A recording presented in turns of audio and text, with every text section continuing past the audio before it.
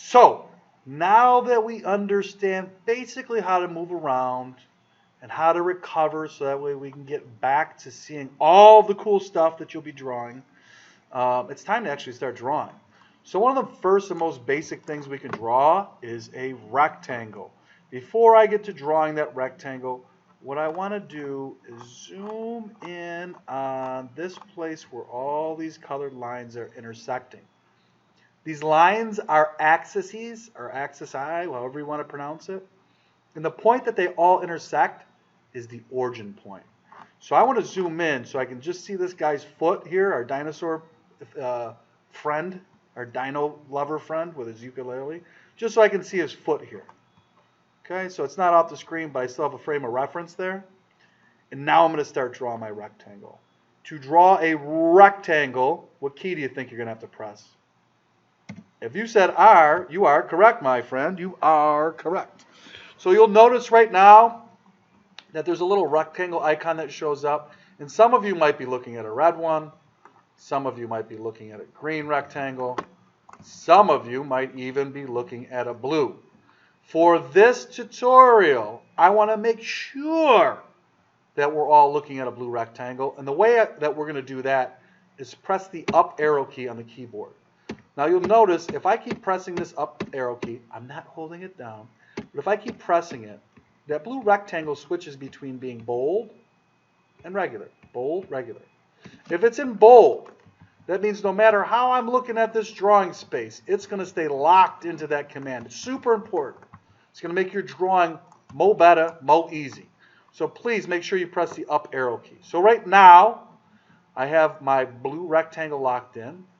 And what I'm going to do ever so carefully, without moving the mouse 1 iota, 1 millimeter, 1 inch, 1 whatever, I'm going to click and let go. The left click. Click and let go. Do not move the mouse. Do not hold the click down.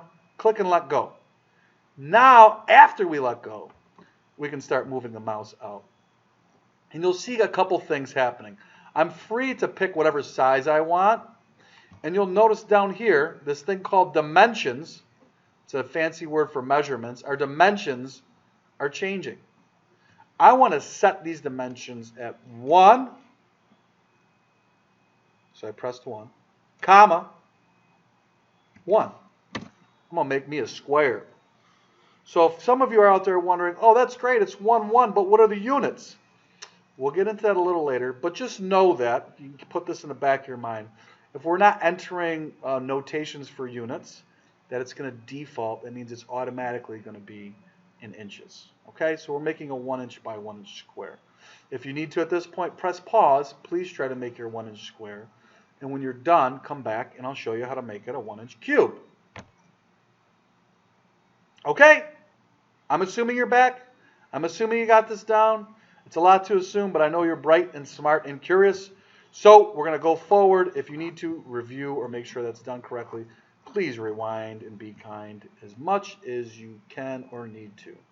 So to exit a command here, what I can do is press spacebar. So I was in my rectangle command. If I press spacebar, or I guess spacebar we'll stick with. Let's keep it simple. Now what I want you to do is notice a few things. As I click on this, different things are getting highlighted. If it's a line, it's going to highlight in that blue, the same as kind of as our top. If it's a face or a surface, it's going to be dotted or stippled. What I want to do is just click once on that face. We're going to press P for push-pull, so I can push-pull this up. And the same thing as when I was drawing the square. I don't want to click and hold. I don't want to move the mouse. I want the mouse to stay perfectly still. Left click, release. And I'm slowly going to start bringing this thing up. This gives me the flexibility to enter in the actual distance, not guessing at it, the exact distance I want this to come up. So I'm going to go ahead and press 1, enter. Ta-da! Spacebar will get me to exit the command. And here we are. We have ourselves a lovely little cube. So, you folks have, in very short order, made your first 3D object. I know right now it's relatively unimpressive, but we're going to add to this, and the whole purpose of this introductory tutorial introductory tutorial is to give you basic skills and some repetition with them. So when we go into designing your dream house, you have these basic skills hammered down. So that's the end of this video. Make sure you get to this cube point. When you're done, please go to the next video and continue your learning and your skills development.